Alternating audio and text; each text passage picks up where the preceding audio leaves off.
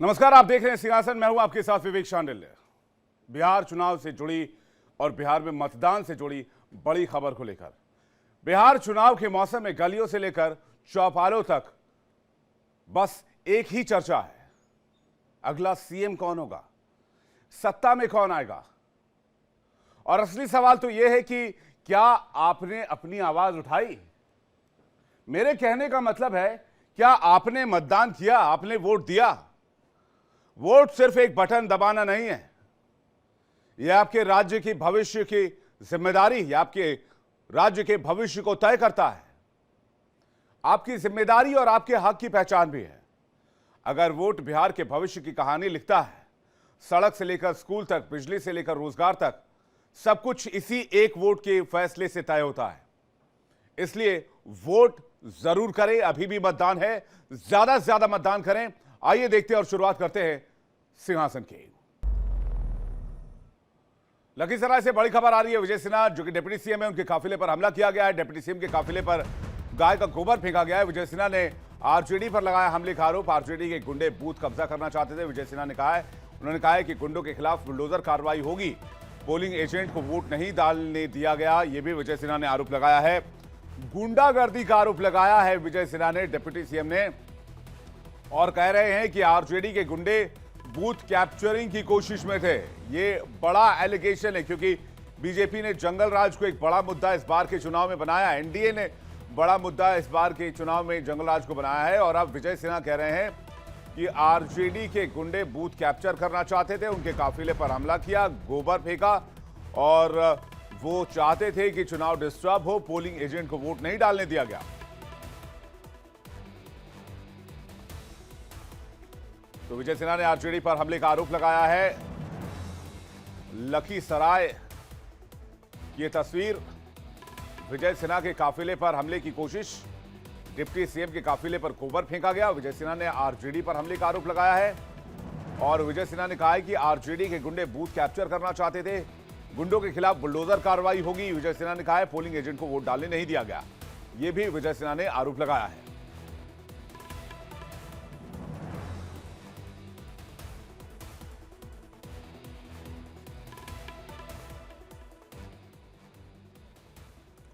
तो पहले चरण का मतदान आज जारी है और पहले चरण में 121 सीटें मतदान में है। दूसरे चरण में 122 सीटों में मतदान होगा। 243 सीटों को कुल मिलाकर ये जंग। एक बार सुनवाते हैं किस तरह से लखीसराय में हंगामा हुआ है।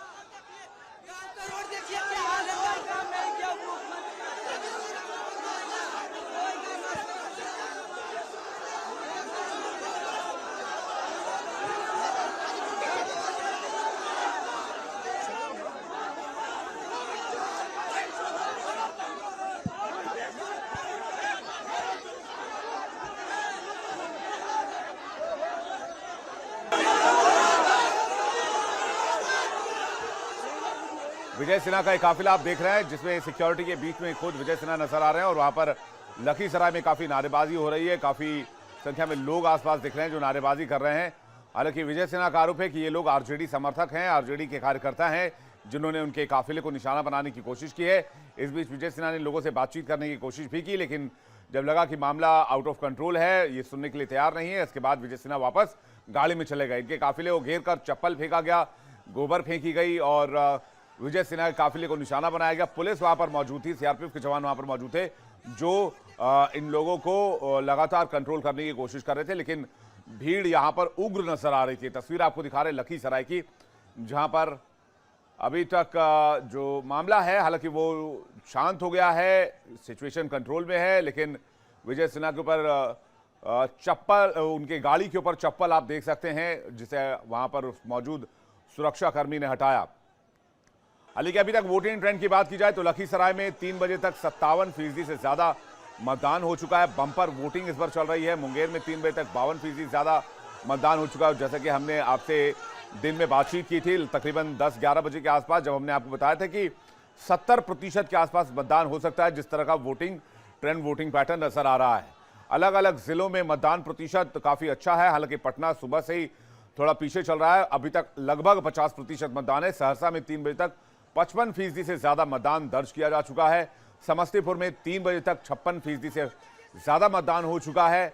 60% के करीब मतदान पहुंच रहा है। सारण में 3 बजे तक 54% के करीब मतदान हो चुका है और लेटेस्ट डेटा अभी तक नहीं आया है। शेखपुरा में 3 बजे तक लगभग 50% का मतदान हो चुका है।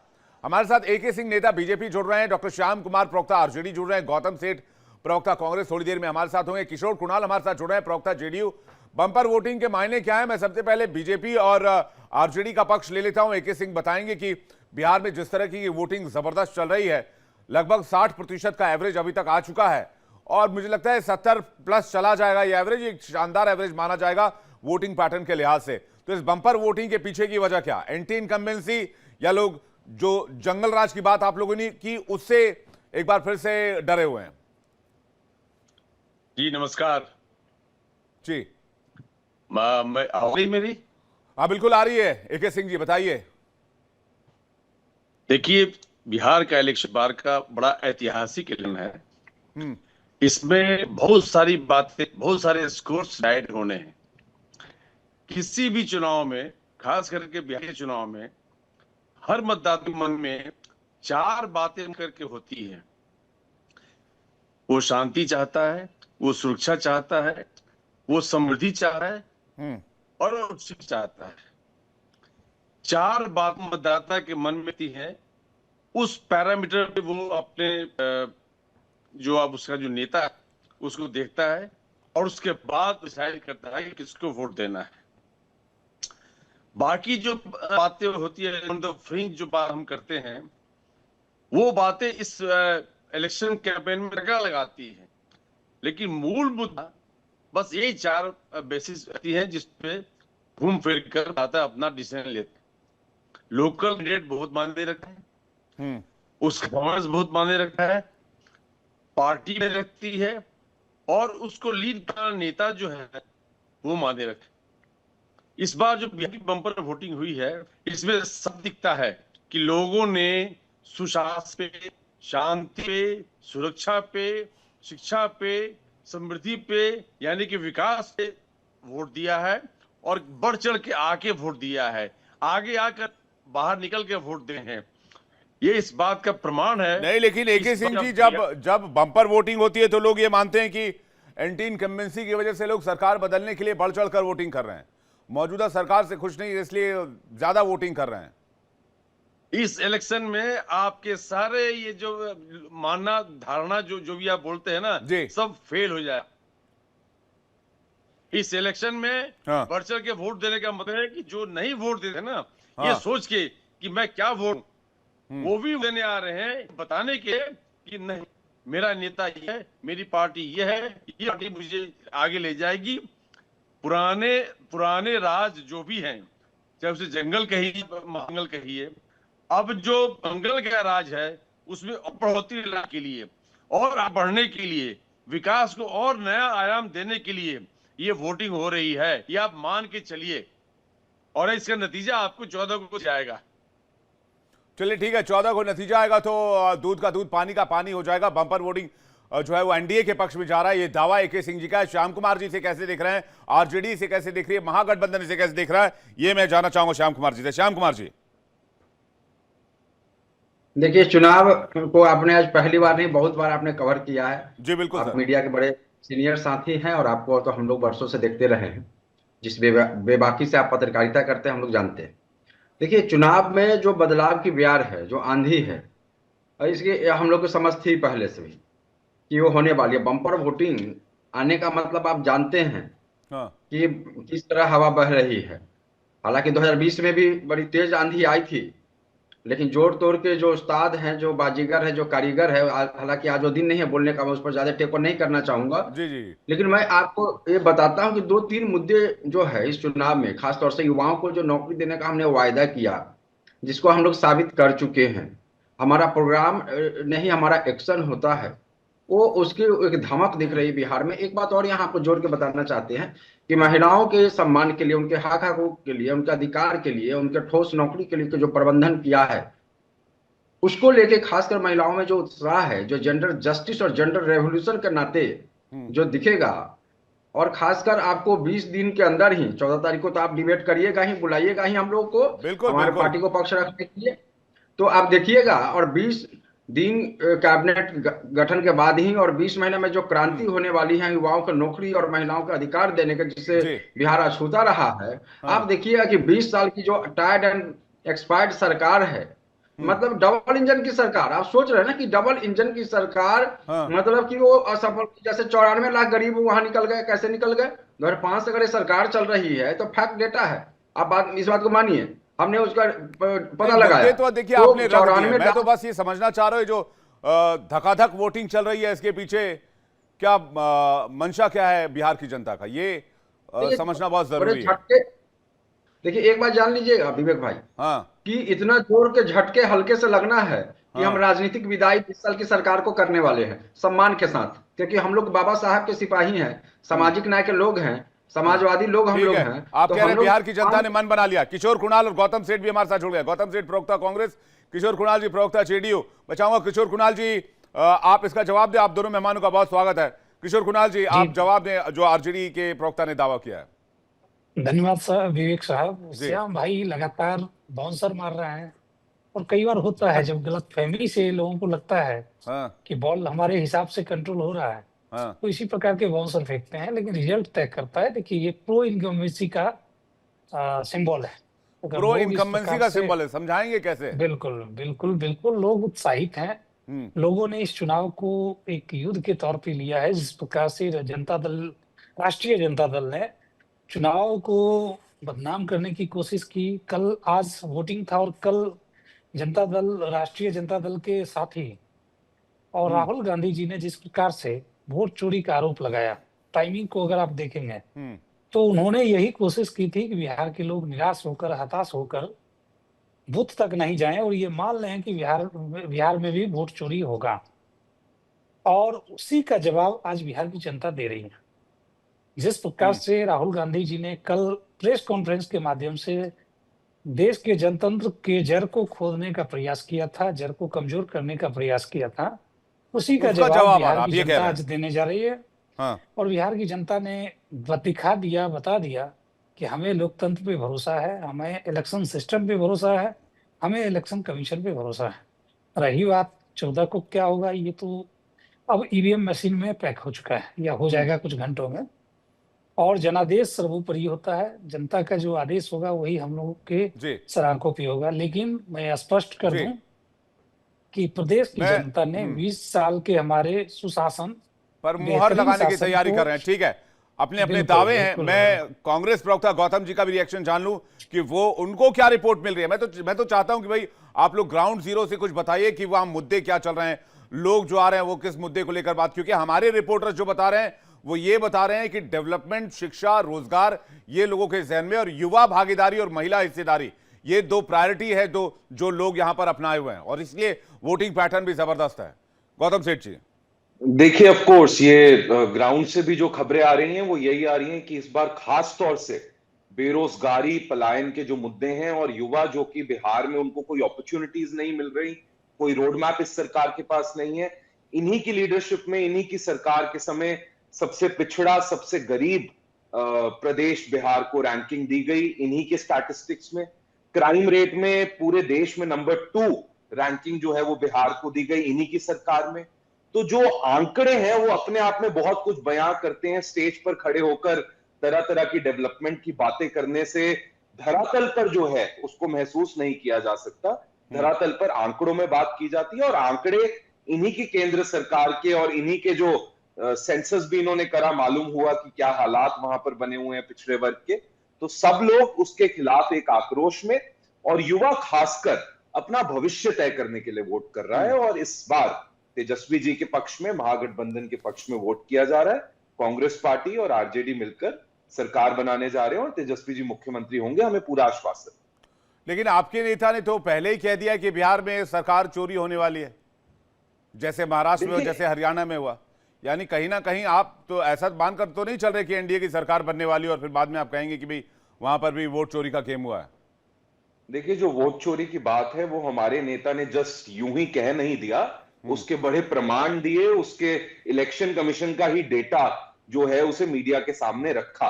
तो कह देना और साबित कर देना दो अलग चीजें होती हैं। हमारे नेता ने साबित कर दिया। नहीं, उन्होंने हरियाणा के कॉन्टेक्स्ट में कहा ना भाई साहब। जी जी जी हाँ, जी, मैं लेकिन हरियाणा ये की दावा बात कर देना कर कि रहा हूं। बिहार में अभी से सरकार वहां चोरी होने वाली है, इसका क्या मतलब है? मैं बस इस सवाल का जवाब चाहूंगा, फिर मैं AK सिंह जी के पास जा रहा हूं। जी देखिए, आज जिस तरह से लोग निकलकर वोट करने आ रहे हैं, लोग राहुल जी की उस बात को समझे और लोगों ने ये तय किया कि ज्यादा से ज्यादा भारी से भारी मात्रा में हम निकलेंगे और इस सरकार के खिलाफ जो एक जनादेश आने जा रहा है उसको और मजबूत करेंगे। तो आप देखेंगे कि राहुल जी की जो अपील थी और लोगों को बताना कि लोकतंत्र को बचाना लोगों का काम है, ये राहुल जी ने लोगों से आह्वान किया और उस आह्वान का असर आज आंकड़ों में दिख रहा है। और लेकिन अगर आप पहले चरण की बात की जाए, जो 121 सीटें जिसमें इलेक्शन चल रही हैं, वहां 71 सीटें ऐसी थी वहां जहां पर RJD और INC ने अच्छा प्रदर्शन किया था 2020 के इलेक्शन में। यानी पहले चरण में चुनौती कहीं ना कहीं NDA की तरफ है। मैं इस पर AK सिंह जी की राय चाहूंगा। 71 सीटों पर दबदबा था महागठबंधन का 2020 में। AK सिंह जी। विवेक जी, आप देखिएगा ये आगे बढ़ के जाएगा, ये यही नहीं रुकने वाला है। दो मुद्दे आप ध्यान दीजिएगा बिहार में, जो सबसे बर्निंग मुद्दा है, जो हर इंसान बिहार का नागरिक है वो समझ रहा है। एक पलायन है और दूसरा रोजगार है। पलायन और रोजगार की समस्या बिहार में इतनी ज्यादा है कि बिहार का विकास जितना होना चाहिए था, ये हार्ड फैक्ट है कि अब तक हो नहीं पाया है। इसका कारण हमारे सारे पॉलिटिकल पार्टीज के वो नेता हैं जो अपने इलाके से चुन के तो जाते हैं, लेकिन वो उस तरह से एक्सपेक्टेड जो वर्क है अपने इलाके में वो नहीं कर पाते हैं। हमारे नेताओं को भी आगे सोचना पड़ेगा कि हम वोट लेके, जिस उम्मीद से लोगों ने हमें वोट दिया है, हम आगे जाके उनके उम्मीद पे खरा उतरें। सीट्स की बात छोड़ दीजिए, सरकार की बात छोड़ दीजिए, दिल पे हाथ रख के हम सबको कहना चाहिए कि बिहार का विकास अगर सही माने हम करेंगे तो हमें कौन से कदम उठाने पड़ेंगे। दावे तो मैं वोट ईवीएम में क्या बटन किसका क्या रहा है, हम और आप यहाँ बैठ के नहीं बता सकते। हर आदमी अपना दावा कर रहा है कि मेरी पार्टी जीत रही, मेरा गठबंधन सरकार बनाएगी। सरकार किसी की भी बने, लेकिन आगे उसको फॉरवर्ड ले जाने की मादा किस पार्टी में है, किस गठबंधन में है। डबल इंजन सरकार नहीं होगी, डेवलपमेंट के वर्क्स रुक जाते हैं, तो सरकारें रुक जाती हैं, महागठबंधन में क्यों नहीं? लड़ाई का ही माहौल चलता रहता है। महागठबंधन में क्यों नहीं? देखा आपने क्या हुआ, आम पार्टी लड़ती रही। हाँ। जैसे ही बीजेपी सरकार दिल्ली में आई, डेवलपमेंट शुरू हो गया है। हाँ। जेट की रफ्तार से। हमें सोचना पड़ेगा कि हमें किस दिशा में जाना है, किसके गाड़ी पे चढ़ के जाना। विकास चाहते हैं, पलायन रोकना चाहते हैं, ठीक है। श्याम कुमार जी कुछ कहना चाह रहे हैं। श्याम कुमार जी कुछ कहना चाह रहे हैं। श्याम कुमार जी। नहीं, मैं इसमें इतना कहना चाह रहा था कि जो हमारे मित्र बता रहे हैं, तो नीति आयोग का किसी भी पैरामीटर पर तो बिहार नंबर 1 आज के डेट में नहीं है, 20 साल की सरकार रहने के बावजूद भी। और आप इस बात को समझना जरूरी होगा कि ये चुनाव सिर्फ और सिर्फ मतलब कि ये चुनावी कौन से देखने के बजाय कई दृष्टिकोण से तो ये देखें, जैसे कि बिहार में तकरीबन 9 बार जो यू टर्न पॉलिटिक्स हुई है। बिहार एक पॉलिटिकल कॉन्शियस स्टेट है। एक आम बिहारी को जो झटका इस सरकार ने जो वैचारिक रूप से दिया है, और वो भी एक बहुत बड़ा सवाल है कि सुविधा की राजनीति का जो नया जो चैप्टर जोड़ दिया जेडीयू ने बिहार की राजनीति में, वो बिहार की जनता जो कि पॉलिटिकल कॉन्शियस जनता है, बड़ी ठगी हुई महसूस हो रही है। तो इस मायने में भी आज ये जवाब बिहार की जनता दे रही है और 11 तारीख को देगी कि भाई आप बिहार को एक जो स्टेबल न यू टर्न, न सुविधा की राजनीति, वैचारिकी और समझिए पूंजीवाद और समाजवाद का मिलन करने का इन्होंने जो प्रयास किया, उससे जो अवसरवाद निकला, तो ओपीआई आप समझिएगा विवेक भाई, अपॉर्चुनिस्ट पार्टी ऑफ इंडिया का एक तरफ जाता हुआ एक पार्टी दिख रहा है। उससे भी हम बिहार को निकालेंगे, एक स्टेबल स्ट्रॉन्ग आपको एक सरकार आपको 14 तारीख को मिलेगा, जिसकी कमान एक युवा नेतृत्व करेगा। और बिहार के लेकिन श्याम जी, एक और सवाल है। जो अभी तक अनुमान लगाए गए हैं, जो भी सर्वे हुआ है, जो कुछ हुआ है, वो 121 में से 70 से 78 एवरेज सीटें जो है वो एनडीए की तरफ जाने का अनुमान जताया गया है। इसके बारे में कुछ कहना चाहेंगे? फिर मैं किशोर कुमार जी और गौतम सेठ जी के पास जा रहा हूं। देखिए, एक बात मैं आपको स्पष्ट कर दूं, 14 तारीख को सरकार बन रही है हमारी सरकार, मतलब कि आरजेडी के नेतृत्व में महागठबंधन की सरकार, और ये बनने जा रही है। ये मैं आपको बिल्कुल जो फैक्ट्स डेटा फिगर है, जितने सर्वेज आए थे जून में और उसके बाद लगातार उसी पर मतलब सर्वेज आ रही है, ये आप विश्वास रखिए। अब 14 तारीख को इस पर हम लोग बहस करेंगे आपके साथ, चलिए ठीक डिबेट है, करेंगे। इंतजार करेंगे। लेकिन 2020 में ये इलाका महागठबंधन के मजबूत थे। आरजेडी ने 40, कांग्रेस लेफ्ट ने 20 सीटें जीती थी, एनडीए को 50 सीटें मिली थी। लेकिन इस बार का सर्वे जो एनडीए के पक्ष में बता रहा है, ये पहला जो लिटमस टेस्ट है, मुझे लगता है महागठबंधन अगर इसे पार कर जाता है तो सेकंड टेस्ट में महागठबंधन के लिए इजी रहेगा। लेकिन यही अगर महागठबंधन के गढ़ में सेंधमारी होती है तो फिर आगे आने वाले समय में दिक्कत हो सकती है। आप कुछ कहना चाह रहे हैं? एक बस 2 सेकंड दीजिएगा। हाँ। इतनी भारी संख्या में वोटर का आना और हाँ। इस बात का प्रमाण है कि एंटी इनकम्बेंसी फैक्टर काम कर रहा है। मतलब सुशासन के नाम हाँ। पर जो लोग आए थे, आज वो शब्द लेने के लिए तैयार नहीं है। आप जी। बुलवा लीजिए हमारे जेडीयू के जो भाई किशोर भाई से बुलवाइए, वो बोलेंगे नहीं क्योंकि सुशासन है नहीं। हाँ लेकिन बुलवाइए। हाँ लेकिन श्याम भाई दबा बटन दब रहा है, पता नहीं किसको दबा देगी इस बार जनता, हमको तो समझ में नहीं आ रहा है। किशोर भाई कुछ कहना चाह रहे हैं? किशोर भाई, ये श्याम साहब को हाँ ये कर रहे हैं सुशासन, सुशासन तो कायम है ना, और लगातार कायम है। तो ये एक घटना बता दीजिए जिससे लगे कि गवर्नेंस कमजोर है, कोई एक घटना। लॉ एंड आज ऑर्डर नहीं, कोई 20 मुद्दा है साल क्या इस बार? क्योंकि लॉ एंड ऑर्डर को बहुत ज्यादा उठाया महागठबंधन के लोगों ने। और पहला, जैसे कि देखिए, मैंने बताया, ये 121 121 का जो शुभ आंकड़ा है, इसमें पहले महागठबंधन का दबदबा था। इस बार चैलेंज आपके लिए कि पहला हर्डल आप कैसे पार करते हैं?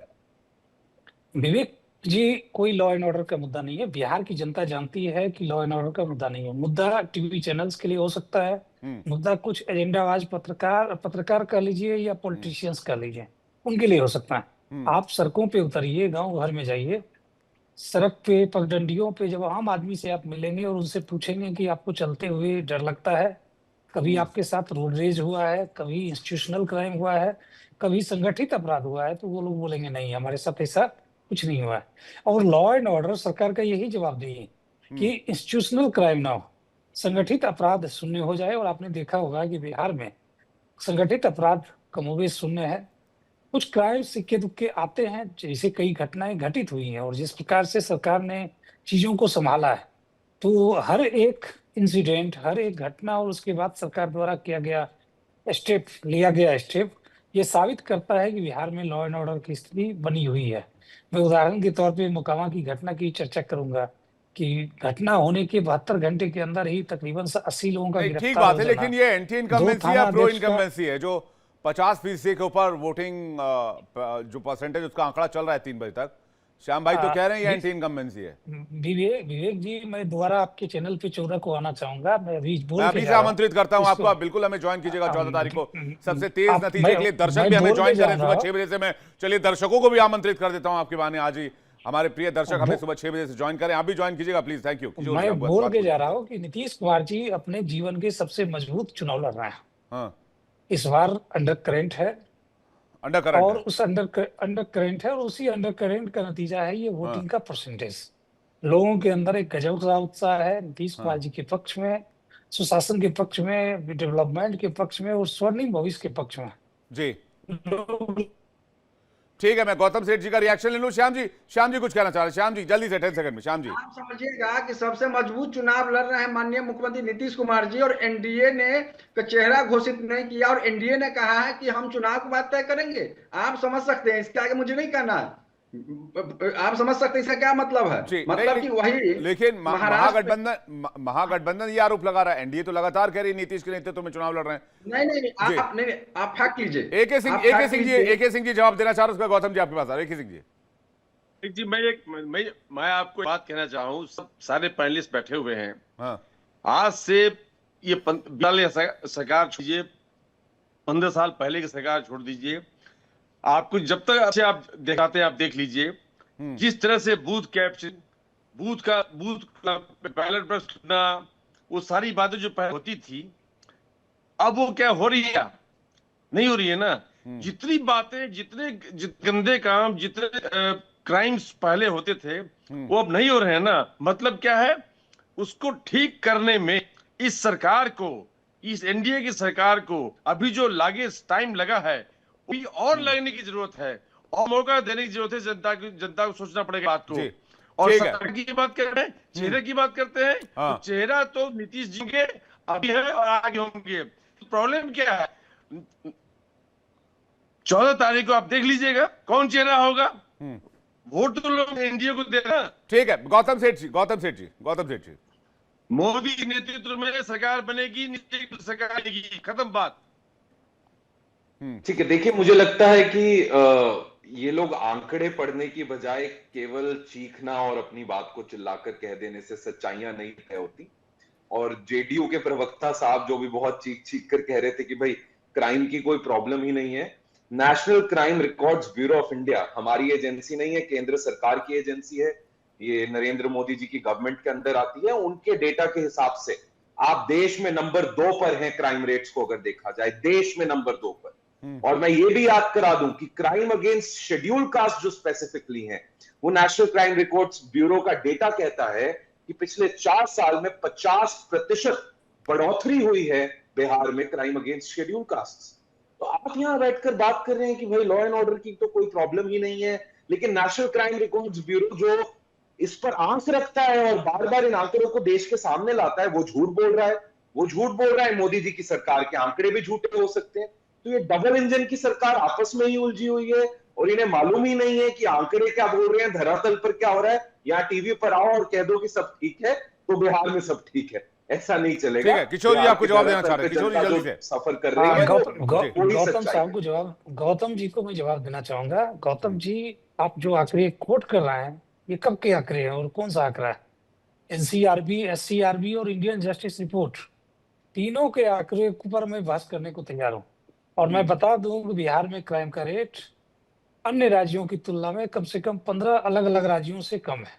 और मैं अगली बार, आप चाहेंगे विवेक जी से मैं आग्रह करूंगा कि अगला डिबेट चुनाव के चलिए अगली बार बैठेंगे तो दूध का दूध पानी का पानी हो जाएगा एनसीआरबी के मामले में।